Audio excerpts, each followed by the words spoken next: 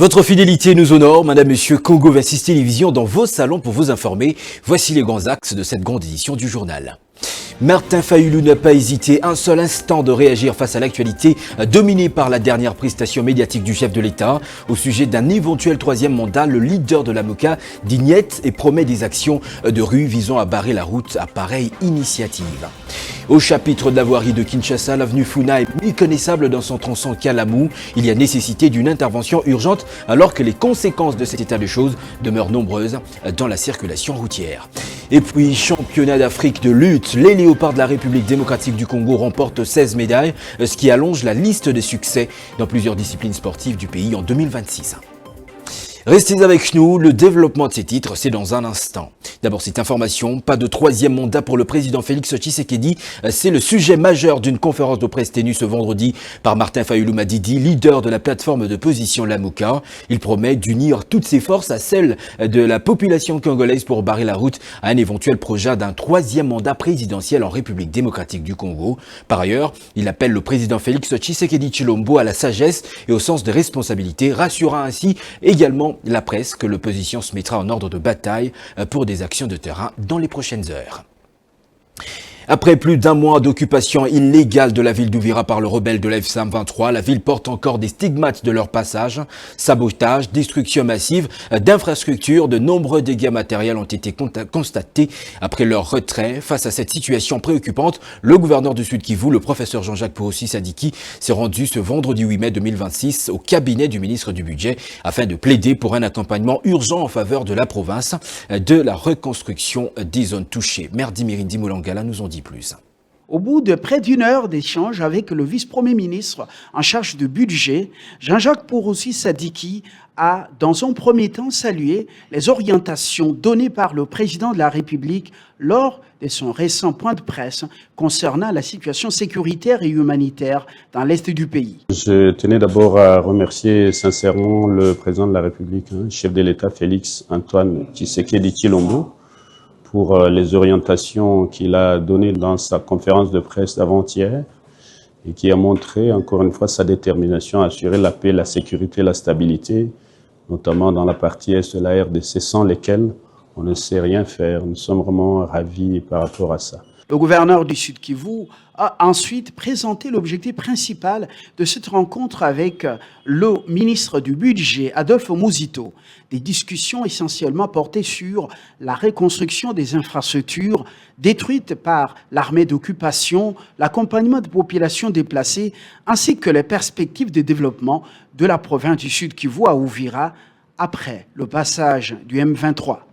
Nous avons rencontré le vice-premier ministre, ministre du Budget, pour discuter de la situation du Sud Kivu, notamment la nécessité d'un accompagnement beaucoup plus important du gouvernement central pour la reconstruction et le développement de la province du Sud Kivu, qui est une province sinistrée après les dégâts commis et qui continue à commettre la F-23 appuyée par le Rwanda. À l'issue de cette séance de travail, Jean-Jacques Porossi s'est dit satisfait des échanges engagés avec le ministre du Budget. Selon lui, plusieurs projets prioritaires pourraient bientôt être matérialisés afin de répondre aux besoins urgents de la population et de relancer progressivement les activités dans les zones touchées.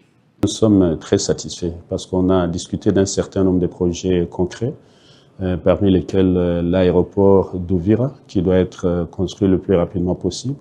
Nous avons aussi évoqué la question des marchés des Moulongo et des marchés des Kavimvira, pour lesquels il faut absolument qu'on puisse avancer. Il y a un certain nombre de projets structurants, notamment l'appui au bureau de la province, au bureau de l'Assemblée provinciale. À ce jour, l'Assemblée provinciale n'a pas où travailler, manque de moyens aussi, pareil pour le gouvernement provincial. Donc nous avons eu des assurances que les moyens seront rapidement, les projets seront soumis par nos services et les moyens libérés. Et à part ça, les différents projets que la Banque mondiale a initiés à travers le programme de facilitation du commerce transfrontalier, le PFCGL, notamment le port de Kalundu, qui avait déjà commencé à être réhabilité. Et nous avons eu des assurances que les moyens seront libérés le plus rapidement possible. Donc on nous a confié des techniciens, des experts de ce ministère qui vont travailler avec les nôtres. Concentré sur le bien-être de sa population malgré les nombreuses attaques et critiques dont il fait l'objet, c'est lui que l'on surnomme le Magufuli congolais poursuit sa mission principale, œuvrer pour le développement du Sud-Kivu et l'amélioration des conditions de vie de ses habitants. Dans la série de nos reportages consacrés à l'état de la voirie urbaine à Kinshasa, nos reporters se sont intéressés à l'avenue Funa dans la municipalité Kalamu. Autrefois, la fierté de cette partie de la ville, cette artère est aujourd'hui méconnaissable. 2 grands tous séparent la chaussée en 3 parties pendant que la circulation devient impraticable. L'une des causes des embouteillages sur ce tronçon en raccourci pour les automobilistes et engins provenant du marché Zigida et de la RVA. Sa réhabilitation est une urgence. C'est le reportage de Rebecca Kalonda-Ompi. Plus d'une année déjà, depuis que la dégradation de l'avenue Funa dans la commune de Kalamu n'a toujours pas été remédiée. Conséquence de cette situation, des embouteillages, accidents de circulation routière et inondations en temps de pluie. Impraticable pour les automobilistes et autres engins, roulant comme pour le piéton. Ce drame oblige chacun de frayer un chemin. Du coup, c'est la loi du plus fort. eloko malonga esalema nango tokuna nzela oyo ekoma kokreye baaccident tellement bato bazoya soki aye soki bato na ntongo ndenge ezala bamoutage ebele bakokota sans unique batutaka batuka ye sans unique abimi boye soki oye na mauvais pas batuti oma moko surprise kokufi eloko ya malonga esalema na nzela oyo ezali otela biso nzela parce que basens unique ezala makasi na butu ezokreye desordre ya embouteillage donc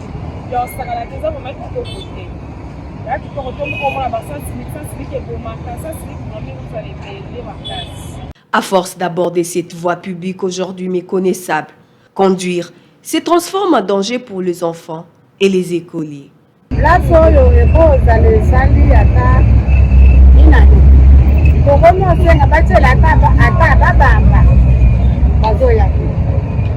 Soki tokomi ata baere moko boye ya motege eza place oyo ya kosakana te epui bamituka ekomi ya sansiniki ntango ya sansiniki mutu mpe ayebi te aleki boye batuti na mutuka aya bakomi otuta bato na mutuka makasi ka soki olinga katisa okimi mbango kaka boye soki bobongisa nzela oyo mutuka ebalekotoka ekitana motege kilele ekomi na vi na Kinshasa bato ya moto baleka boye.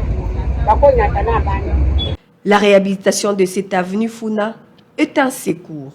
Les autorités ayant ces compétences de prendre des précautions en urgence pour préserver les vies des habitants et des usagers en direction dans la municipalité de Kalamu.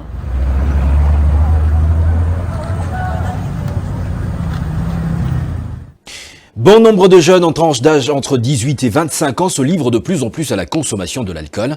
Quelles en sont les conséquences sur le plan sanitaire? La réponse avec un médecin spécialiste joint par notre rédaction. L'abus d'alcool n'est pas une bonne chose. Pourquoi? Parce que ça a des conséquences à plusieurs niveaux. Notamment, ça peut entraîner chez les jeunes des maladies hépatiques, donc des maladies qui vont attaquer les foies. Quand bien même vous entendez des fois des cirrhoses alcooliques, des hépatites alcooliques et tout ça, ça peut même aussi donner des gastrites ou ça peut même aussi entraîner des ulcères, voire même une hypertension artérielle. Chez plus de 90% des personnes enquêtées, l'impact qui était négatif de l'alcool sur le plan socio-économique chez les jeunes. Et ils ont observé que la majorité des cas, ces jeunes-là étaient violents.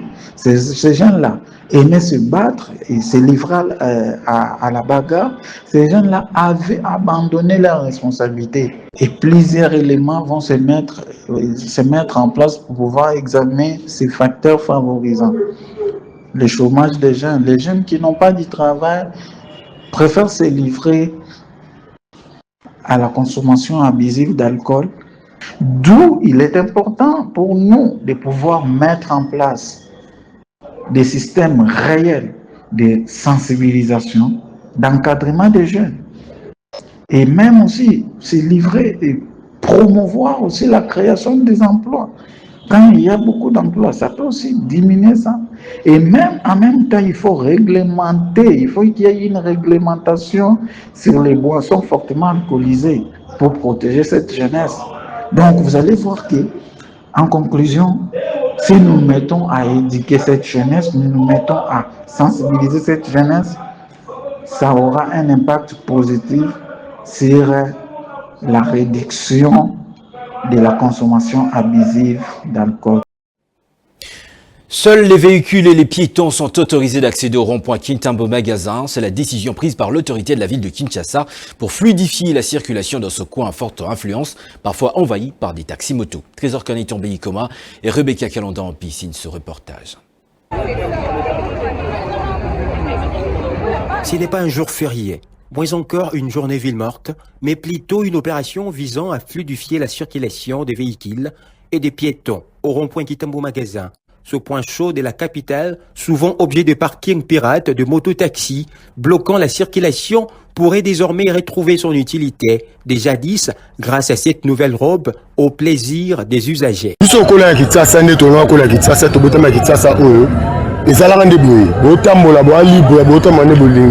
Mais le commis bouton tambola bo tout ana hein nzele zate mi aizara eroyo au moins la route nanzela bato le kabarate yate mais boy est-ce que boy tout se pelate tout se peli boy wali po nanga etika ba po na libela pe panza kitasa mobimba boy ti partout to maboto ma libre jamais to de to quand même en plus au quartier et mon konzambo ka la ka ba moto to na miti la rond point partout donc hein. Pour cette femme, l'initiative est à saluer de demain, mais elle plaide en faveur d'un traitement décent des agents commis à cette tâche afin d'éviter des retombées dans la situation d'avant. Décision est bien, mais babenga na bango na malembe. Po eza batu misusu bana misala te, misala na bango eza kaka moto. Eza na mutu misusu atangi na ete ayeko na kaka moto lokola moto komi ebele po azwa moyen de vivre asunga libota atangisa na bana. Nasengi na bakonzi basalaka mosala na bango me bakonseye kaka basoda na biso batie na nzela basala mosala na kimia noke babetaka. Pendant ces temps, un bémol de conducteurs véreux en profite pour majorer le coût de transport en commun. Une situation qui plonge plusieurs personnes dans des difficultés sans précédent. Kinshasa comme miroir du pays mérite mieux. Dans la série de nos reportages sur l'état de la voirie urbaine dans la ville de Kinshasa, nos reporters se sont rendus cette fois-ci dans la municipalité de Ngiringiri, où le croisement des avenues Makanza et Sayo n'est plus que l'ombre de lui-même. Entre nids de poules béants, bourbiers impraticables et stagnation des eaux usées, la circulation est devenue un véritable parcours de combattants pour les automobilistes et les riverains. Le constat dans ce reportage d'Israël Nguita. Au cœur de la commune de Kasavubu, le croisement des avenues Victoire et Éthiopie ne ressemble plus à un carrefour urbain, mais à un champ de bataille. La stagnation des eaux usées sortant du marché Gambela et les caniveaux bouchés transforment chaque pluie en un piège insalubre, dégageant une odeur toxique, des natures à empoisonner le quotidien des commerçants environnants. Le grand problème que nous rencontrons ici, c'est au niveau de la chaussée, parce qu'il y a eu une rupture de chaussée entre le croisement des avenues d'Éthiopie et Victoire. Ce qui fait qu'il y a un grand trou qui s'est formé, alors l'eau a tendance à se déverser sur la chaussée, et ça ne facilite pas la circulation dans les équipements, créant ainsi des embouteillages. Et il y a eu notamment des tentatives de réparation, de rénovation de la part de l'État, bien sûr, mais elles n'étaient pas assez efficaces, elles n'ont pas été faites avec les normes qu'il faut. De ce fait, la route ne cesse de se dégrader, la chaussée ne cesse de se dégrader, les inondations, notamment de l'eau qui sort de la ville Éthiopie, qui se déverse à partir du marché, qui se déverse sur la chaussée. Et nous retrouvons aussi des caniveaux qui sont au niveau de la ville Victoire, qui sont bouchés par du sable, et tout l'eau se déverse également sur la chaussée. Il faudrait leur lancer un appel, c'est tout simplement de leur demander de faire le travail qu'il faut avec le normes qu'il faut pour qu'il y ait une stabilité au niveau de cette route. Derrière chaque nid de poule et chaque flaque d'eau stagnante, ce sont des journées de travail perdues, des moteurs brisés et des commerces qui s'asphyxient. Réhabiliter ce tronçon est une urgence réclamée par tous au profit de l'environnement et de la santé. Et ce communiqué de l'entreprise Sycamore SARL qui demande tout rapprochement avec l'ancien président Joseph Kabila Kabange, découvrez le contenu de ce document. Après avoir pris connaissance de la publication sur les réseaux sociaux d'une liste de 70 entreprises liées à Joseph Kabila sous sanction américaine, sur laquelle 3 sociétés respectivement dénommées Sycamore Investissement, Sycamore Travers Agency et Sycamore Investissement Congo figurent, la direction de Sycamore Sarl, immatriculée au registre de commerce et du crédit immobilier sous le numéro CD-KIN-R. CCM-16-B-8511, enregistré à l'identification nationale sous le numéro 01-N054-19L, ayant son siège social au numéro 68 6 avenue Batete, la commune de la Gombe, dans la ville de Kinshasa, tient à éclairer l'opinion publique nationale et internationale sur ce qui suit. Sycamore Sarl est une société de droit congolais à capital exclusivement congolais, aux associés de nationalité congolaise et employés un personnel uniquement congolais. Sycamore Sarl n'est ni une succursale, ni une filiale, ni un bureau de représentation d'une de sociétés susmentionnées et n'entretient aucune relation d'affaires, directe ou indirecte, avec l'une d'elles. La similitude dans l'utilisation du terme Sycamore dans la dénomination de ces différentes entités ne saurait être interprétée comme un lien ou un dédoublement juridique, bien que cette situation soit susceptible de créer une confusion dans l'esprit du public ou, les cas échéants, faire naître une concurrence déloyale dont Sycamore Sarl s'y réserve le droit de poursuivre. Et pour finir, 16, c'est le nombre de médailles remportées par les léopards lutte de la République démocratique du Congo au championnat d'Afrique de la discipline édition 2026 organisée à Alexandrie en Égypte. Alors retour au pays, jeudi à Kinshasa, les fauves congolais ont été escortés jusqu'au ministère des Sports pour être reçus par le ministre Didier Boudimbu qui les a honorés au nom du gouvernement congolais. Un sacre qui vient s'ajouter à la liste de prouesses réalisées par les équipes nationales congolaises, toutes catégories confondues en cette année 2026. C'est par ces informations sportives que se termine complètement cette édition du journal. Je vous rappelle ses principales articulations. Martin Fayulu n'a pas hésité un seul instant de réagir face à l'actualité dominée par la dernière prestation médiatique du chef de l'État au sujet d'un éventuel 3e mandat. Le leader de la plateforme Lamouka dit niet et promet des actions de rue visant à barrer la route à pareille initiative. Au chapitre de la voirie à Kinshasa, l'avenue Funa est méconnaissable dans son tronçon Kalamou. Il y a nécessité d'une intervention urgente alors que les conséquences de cet état de choses demeurent nombreuses dans la circulation routière. Et puis, championnat d'Afrique de lutte, les léopards de la République démocratique du Congo remportent 16 médailles, ce qui allonge la liste des succès dans plusieurs disciplines sportives du pays en 2026. Merci d'avoir suivi ce journal et excellent week-end à toutes et à tous en compagnie de Congo 26 Télévision. Vous le savez, la chaîne de l'unité nationale.